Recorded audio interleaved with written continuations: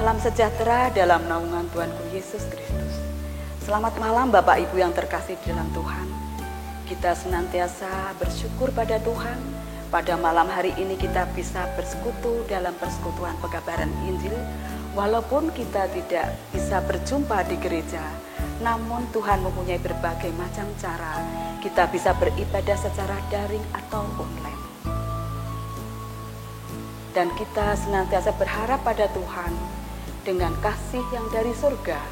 Mari kita mulai persekutuan pada malam hari ini dengan memuji Tuhan. Kasih dari surga.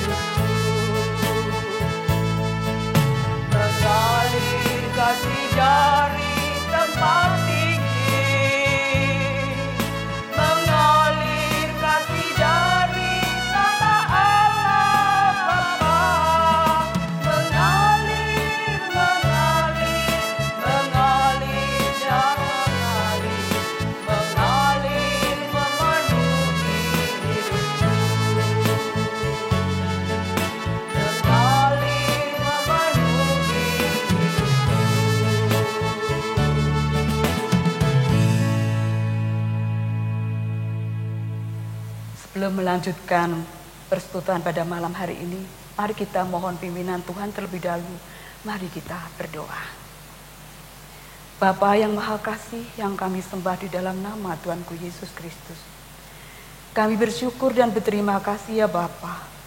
Engkau senantiasa memimpin langkah-langkah hidup kami. Tuhan berikan kekuatan, kesehatan pada kami semua, anak-anak-Mu yang di Komisi Pekabaran Injil. Terima kasih Bapa. Berkaryalah ya Tuhan melalui Ibu Pendeta Setiawati yang akan menyampaikan firman-Mu. Urapilah dengan kuasa Roh Kudus-Mu juga kami semua yang mendengarkannya dan melakukan dalam kehidupan. Di dalam nama Tuhan Yesus kami berdoa dan bersyukur. Amin. Sebelum kita mendengarkan firman Tuhan, mari kita lanjutkan dengan pujian ya Tuhan, ku percaya.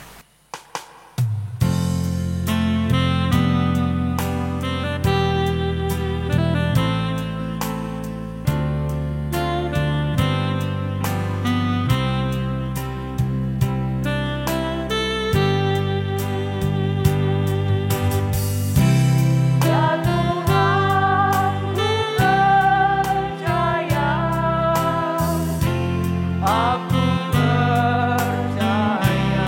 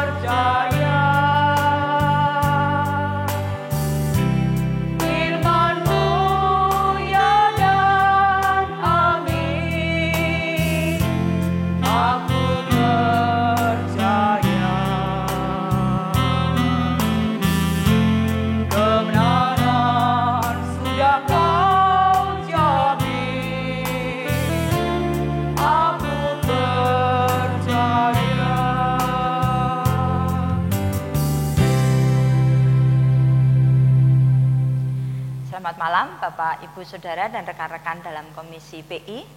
Malam hari ini kita akan bersama-sama merenungkan firman Tuhan yang diambil dari Kisah Para Rasul pasal 17 ayat 22 sampai dengan 34. Paulus pergi berdiri di atas Areopagus dan berkata, "Hai orang-orang Athena, aku lihat bahwa dalam segala hal kamu sangat beribadah kepada dewa-dewa.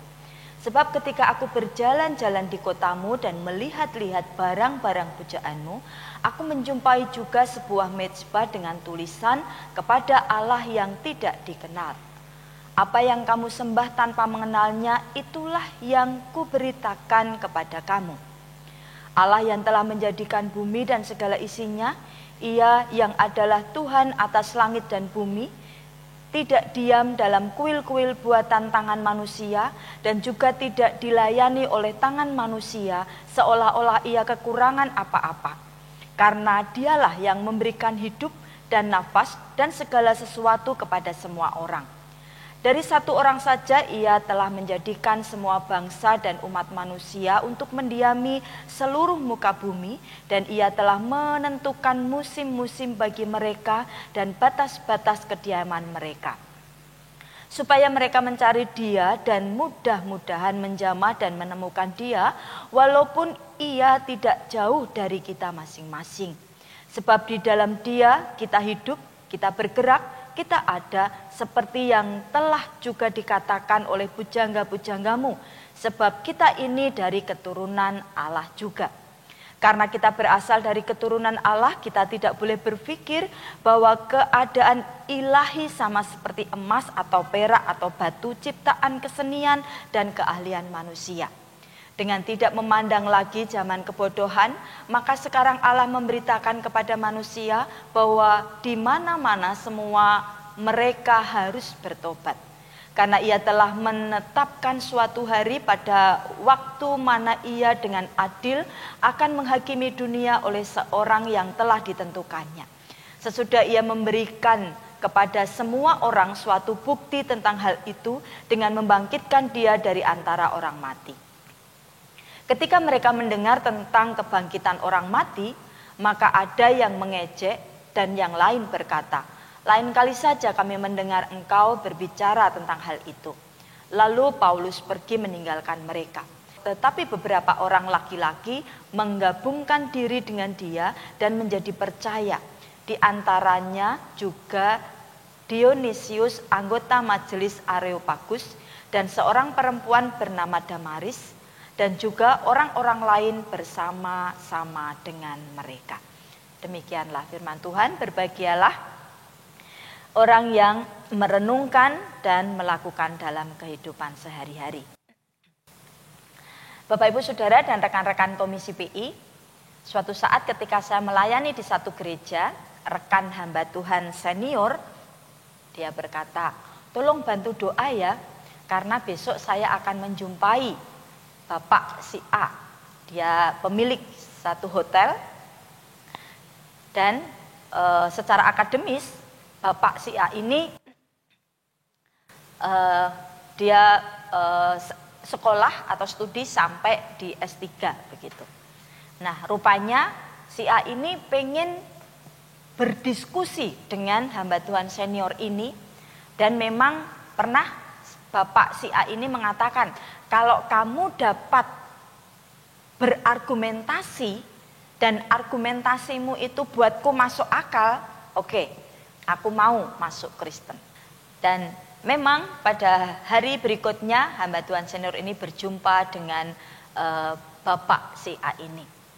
Hasilnya si Bapak si A ini belum mau menerima Tuhan Yesus sebagai juru selamat pribadinya. Nah, Bapak, Ibu, Saudara, dan rekan-rekan dalam Komisi PI, ketika saya bertanya kepada hamba Tuhan senior sini apa yang dia lakukan terhadap Bapak si A ini, lalu sekilas hamba Tuhan yang senior ini mengatakan bahwa ya kami ngobrol saja. Kami ngobrol hal yang umum, lalu mulai hamba Tuhan ini masuk menceritakan tentang Kristus, lalu terjadi diskusi di sana. Ya, seperti itu saja. Nah, teks kita pada malam hari ini menceritakan tentang perjalanan Paulus dalam penginjilannya kedua di Asia. Khususnya di Athena ini Paulus berhadapan dengan orang-orang bukan Yahudi. Yang saya ingin bahas di sini adalah bagaimana cara Paulus berorasi atau berpidato atau berkhotbah di hadapan orang-orang Athena ini. Nah, sekilas kita harus tahu kota Athena ini. Kota Athena adalah ibu kota dari Yunani Romawi, dan kota Athena ini dikenal sebagai kota yang berbudaya dan berpendidikan tinggi. Terlebih Areopagus ini, satu bukit di kota Athena ini, di sana adalah tempat bertemunya dewan filsuf Yunani. Nah, biasanya ketika orang akan menyampaikan satu gagasannya, maka di Areopagus ini. Lalu dewan atau filsuf Yunani ini berkumpul, lalu berdebat di sana tentang hal yang disampaikan oleh seseorang yang berorasi ini. Nah, Paulus rupanya diundang untuk ke sana. Lukas mencatat bahwa Paulus berdiri di atas Areopagus. Artinya Paulus berbicara di depan dewan atau para filsuf Yunani ini. Yang menarik adalah yang pertama saya menyoroti cara Paulus menyampaikan adalah Paulus mengangkat sesuatu yang baik dari mereka. Dia mengawalinya dengan kata, "Hai orang-orang Athena, aku lihat bahwa segala hal kamu sangat beribadah kepada dewa-dewa." Ini yang diangkat oleh Paulus. Paulus melihat satu niat, satu kesungguhan mereka dalam beribadah kepada Allah mereka. Dalam hal ini dewa-dewa di Yunani atau di Athena ini yang begitu banyak dewa. Dan kata-kata Paulus ini bukan kata-kata kosong. Karena ketika orang asing datang ke sana, orang asing pun ini punya kesan yang sama. Yaitu orang Athena ini sangat taat kepada dewa mereka. Nah, tetapi yang menarik di sini kata beribadah yang dipakai oleh Paulus ternyata memiliki dua makna. Makna yang pertama betul beribadah, seperti menunjukkan satu sifat rohani mereka. Tetapi ternyata juga kata beribadah ini memiliki makna yang lain, yaitu takhayul, yang artinya seperti hanya ada dalam khayalan saja. Nah, ketika Paulus mengatakan bahwa kamu sangat beribadah, makna yang mana yang dipakai oleh Paulus? Ini kan satu hal yang menarik. Namun justru Paulus melemparkan saja kata itu, terserah orang menangkapnya. Apakah dia menangkap sebagai, wah kami adalah orang yang sangat religius, atau sebaliknya. Nah, kita akan melihat hal itu. Jadi langkah pertama yang Paulus ambil adalah dia mengangkat hal yang baik dari orang-orang Athena ini, yaitu ketaatan mereka, kesungguhan mereka dalam hal beribadah kepada dewa-dewa mereka. Namun tidak berhenti di situ, karena kemudian Paulus mengatakan, ketika aku berjalan-jalan di kotamu. Nah, memang ini Paulus ini dalam rangka menunggu temannya Silas dan Timotius yang masih ada di Berea begitu. Tapi rupanya ketika melihat situasi kota Athena, banyak dewa-dewa atau kuil-kuil di sana ada dewa-dewa. Paulus tidak tahan seperti itu ya. Dan ketika dia jalan-jalan di kota itu, Paulus menemukan sesuatu yang menarik. Di sana dia menjumpai satu mezbah dengan tulisan kepada Allah yang tidak dikenal. Nah, ini menarik ini. Ketika Paulus menemukan tulisan nama kuil itu, nama dewa itu adalah kepada Allah yang tidak dikenal, disinilah yang mendorong Paulus untuk memberitahukan yang tidak dikenal oleh mereka itu. Sampai di sini pembicaraan Paulus masih diterima oleh mereka. Sedikit yang melatar belakangi mengapa orang Athena ini memberi label kepada Allah yang tidak dikenal ini. Rupanya 600 tahun dalam tulisan kuno, 600 tahun sebelum masa Paulus ini, di Athena terjadi wabah penyakit yang mengerikan. Kemudian datang seorang yang bernama Epimenides, dan dia kemudian punya gagasan bagaimana menghilangkan wabah ini. Idenya adalah yaitu dengan melepaskan kawanan domba di seluruh kota itu. Lalu di mana domba itu berbaring di dekat kuil apa, domba itu disembelih dan dipersembahkan kepada dewa itu. Nah, ketika ada domba yang tidak berbaring di sekitar kuil itu atau di kuil itu, lalu domba ini disembelih dan dipersembahkan kepada kuil yang diberi label, diberi nama kepada Allah yang tidak dikenal. Ini latar belakangnya begitu. Namun yang menjadi fokus Paulus adalah dia ingin memberitahukan kepada mereka Allah yang tidak dikenal itu yang kepadanya mereka beribadah dan memberikan persembahan itu. Itu langkah pertama. Yang kedua, langkah yang diambil oleh Paulus adalah Paulus membangun satu jembatan kepada pendengar. Saya mengutip itu di ayat yang ke-8. Yang ke-28 maksud saya. Di sana dikatakan, sebab di dalam Dia kita hidup, kita bergerak, kita ada. Seperti yang telah juga dikatakan oleh pujangga-pujanggamu. Sebab kita ini dari keturunan Allah juga. Bagaimana cara Paulus membangun jembatan agar mereka mau mendengar orasi dari Paulus ini? Salah satunya adalah Paulus mengutip penyair dari Athena. Jadi setidaknya mereka merasa, oh kok orang ini kenal sama pujangga kita atau penyair kita. Dan alasan Paulus mengambil ini, kalimat itu juga menunjukkan nilai kekristenan. Sebab di dalam Dia, Paulus menghayati Dia ini adalah Allah. Kita hidup, di dalam Dia kita bergerak, di dalam Dia kita ada. Meskipun untuk orang Athena mereka menghayati syair ini, Dia itu adalah dewa mereka, yaitu dewa Zeus. Dan benar memang sampai sejauh ini mereka masih dengan asik mendengarkan orasi dari Paulus ini. Dari dua hal ini saya kira kita bisa menyontohnya ketika kita ingin menyampaikan penginjilan kepada orang lain. Yang pertama, angkatlah sesuatu yang baik dari mereka, dari orang yang kita ajak bicara. Dan yang kedua, bangun jembatan. Yang namanya membangun jembatan berarti kita pun menempatkan posisi kita bukan sebagai yang menghakimi atau menggurui mereka, atau kita merasa yang lebih benar dari mereka. Tidak. Jembatan ini dibangun agar pesan itu tersampaikan.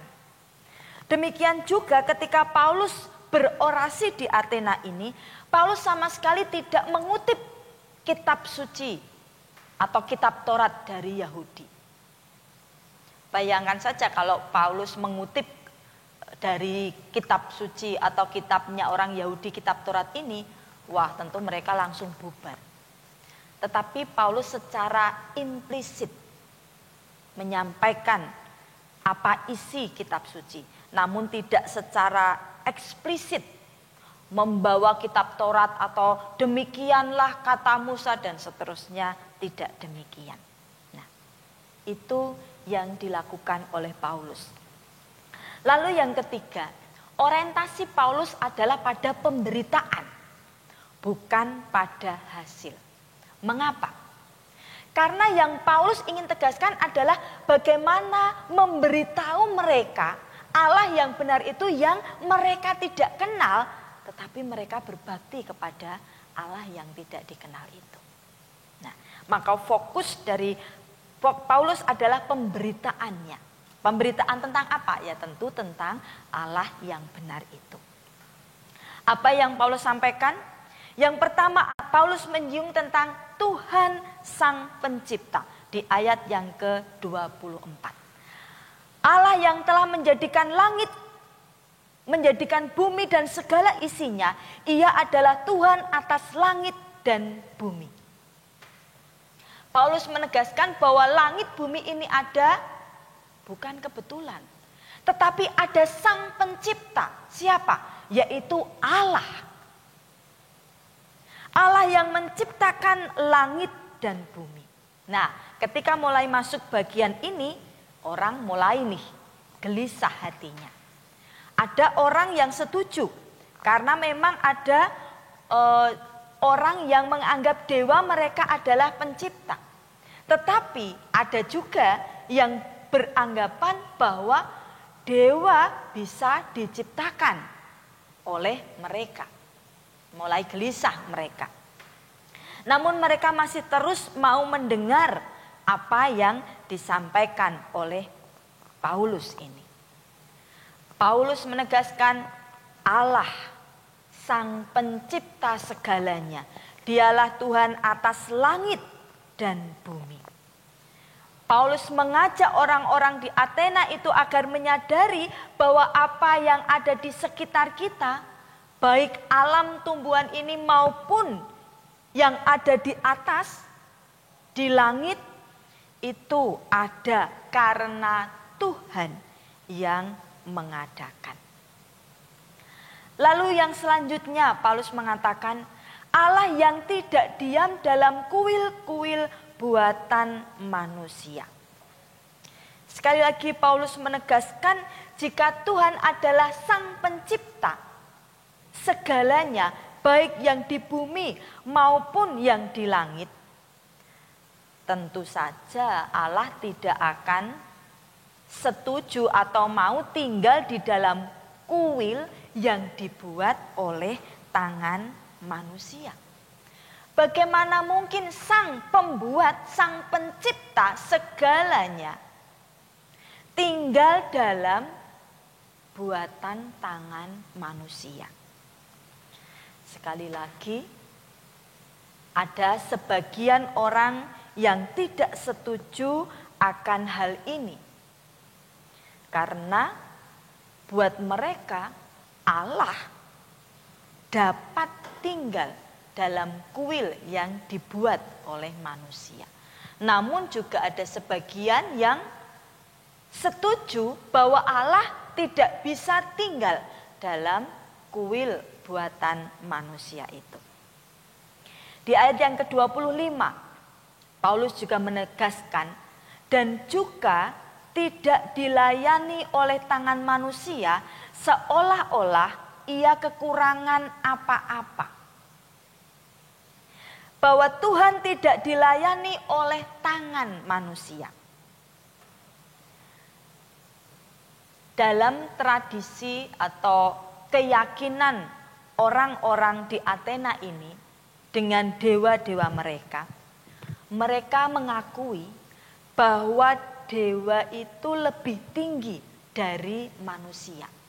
Dewa itu patut dihormati oleh manusia.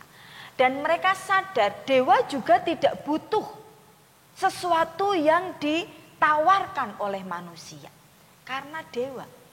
Namun ini yang membedakan.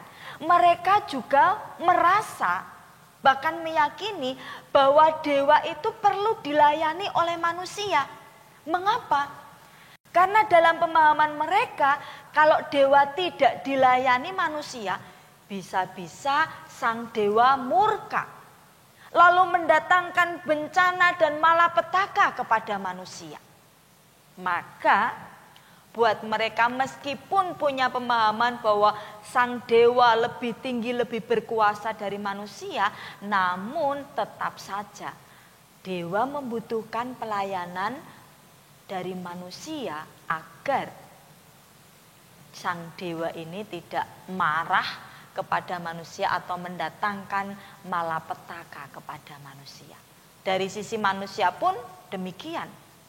Agar mereka mendapatkan damai sejahtera dan sentosa, agar hasil kebun mereka lancar, apa yang mereka lakukan? Buat mereka yang memberkati kebun adalah dewa mereka, maka mereka akan memberikan pelayanan kepada sang dewa ini. Nah, ini yang diluruskan oleh Paulus. Lalu selanjutnya, Tuhan hadir dalam sejarah manusia. Buat Paulus, Allah Sang Pencipta itu juga hadir dalam sejarah manusia. Hadir dalam kehidupan manusia. Di ayat yang ke-26 di sana dikatakan, Allah juga yang membentuk satu bangsa, Allah yang menentukan musim-musim bagi manusia. Tapi buat mereka, bagaimana sang dewa? Buat mereka sang dewa ada di singgah sana yang jauh dengan manusia. Bahkan ada yang mengilustrasikan sang dewa di atas itu dengan segala kemewahan dan kenyamanannya menyaksikan manusia di bumi ini dengan segala penderitaan mereka. Sang dewa tidak bisa menolong. Mereka hanya menyaksikan. Oh, kasihan ya manusia itu menderita. Oh, kasihan manusia itu kebanjiran misalnya dan seterusnya. Oh, kasihan manusia itu sekarang sedang berjuang dengan pandemi virus COVID ini. Sang dewa tidak bisa turun menolong manusia. Namun berita yang disampaikan oleh Paulus, justru Allah ada dan terlibat dalam sejarah manusia itu. Yang terakhir adalah seruan pertobatan. Ini pesan terakhir yang disampaikan oleh Paulus di ayat yang ke-30. Dengan tidak memandang lagi zaman kebodohan, maka sekarang Allah memberitakan kepada manusia bahwa di mana-mana semua mereka harus bertobat. 31. Karena ia telah menetapkan suatu hari pada waktu mana ia dengan adil akan menghakimi dunia. Dan seorang yang telah ditentukannya sesudah ia memberikan kepada semua orang suatu bukti tentang hal itu dengan kebangkitan dia dari antara orang mati. Seruan bertobat. Kalau waktu-waktu lalu Allah sepertinya mengabaikan ketidaktahuan mereka akan Allah yang tidak dikenal itu. Tetapi inilah saatnya mereka harus sadar siapa Allah yang tidak dikenal itu, yang kemudian dikenalkan oleh Paulus ini. Mereka harus mengambil sikap, yaitu bertobat. Namun sayangnya orang Athena, orang Yunani dengan segala kepandaiannya, ketika mereka berkumpul di Areopagus, ketika mereka mendengar seorang berorasi lalu menanggapi atau mendebatkannya, itu hanya untuk memuaskan intelektual mereka. Itu hanya untuk kebanggaan karena mereka mendapatkan pengetahuan saja. Selesai sampai di situ. Mereka tidak berani mengambil sikap, mengambil tindakan untuk apa yang mereka pahami, hal yang baru ini, yaitu bertobat dan menerima atau mengenal Allah yang benar itu. Paulus, seperti saya katakan tadi, orientasinya adalah di pemberitaan, bukan di hasil. Tidak kecewa akan hal itu. Toh, ayat yang ke-34, setidaknya ada 2 nama yang dicatat di sana, yang meresponi khotbah atau orasi dari Paulus ini. Bapak, Ibu, Saudara, dan rekan-rekan dalam Komisi PI, memberitakan Injil adalah tugas kita bersama-sama. Namun yang perlu kita pahami adalah ketika kita melakukan hal itu, ingat, tujuan kita bukan untuk menggurui atau menguasai mereka. Namun kita bisa menangkap hal yang baik dari mereka dan membangun jembatan untuk kita dapat mentransferkan pemahaman kita tentang Allah kepada mereka. Kiranya Roh Kudus menolong kita, memberi keberanian kepada kita untuk menyampaikan berita Injil ini kepada orang yang belum mengenal Allah dan memiliki pemahaman yang salah tentang Allah. Amin. Kita senantiasa bersyukur pada Tuhan telah menerima firman yang telah disampaikan oleh Ibu Pendeta Setiawati. Kita mohon belas kasih Tuhan supaya kita yang mendengarkan dan bisa melakukan dalam kehidupan kita hari lepas hari. Kiranya Tuhan berkati Ibu Pendeta Setiawati dalam pelayanan dan kehidupan dan menjadi berkat bagi semua orang. Untuk mengakhiri persekutuan pada malam hari ini, kita nyanyikan Kidung Pamungkas, medley, Hari-hari Kulalui, dan Tiada Kuragu Lagi.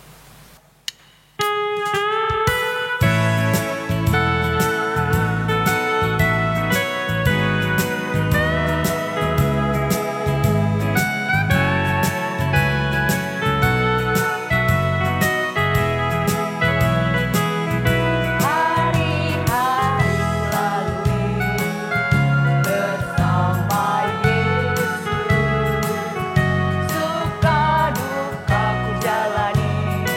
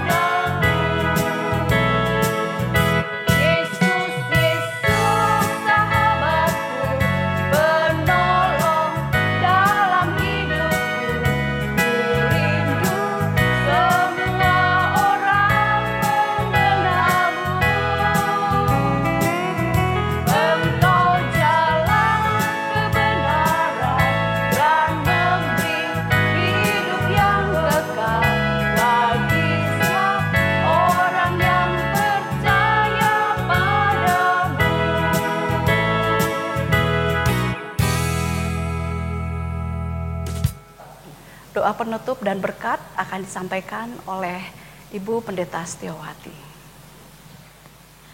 Mari kita berdoa. Bapa di surga, kami bersatu hati berdoa untuk Komisi Pekabaran Injil.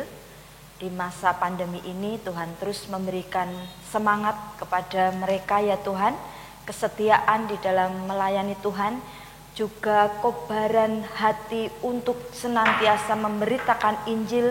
Tuhan akan jaga dan pelihara. Dan kiranya melalui pelayanan Komisi Pekabaran Injil, nama Tuhan semakin dipermuliakan dan banyak jiwa-jiwa yang tersesat, yang lelah boleh datang kepada Tuhan. Saudara-saudara yang kekasih, arahkanlah hati kepada Tuhan dan terimalah berkat-Nya. Kasih karunia dari Allah Bapa, persekutuan di dalam Putra Tunggal Yesus Kristus, penyertaan, perlindungan, pengajaran dari Roh Kudus atas saudara sekalian sampai selama-lamanya. Amin.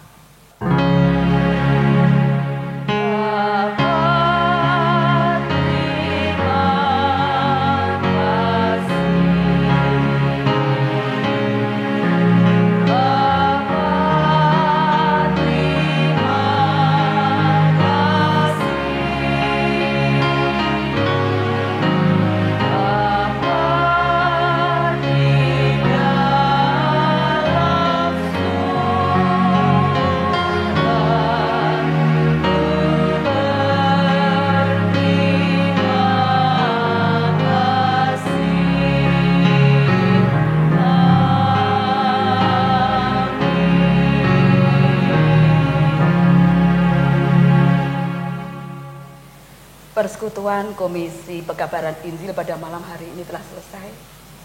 Salam sehat untuk kita semua. Jaga kesehatan, tetap semangat.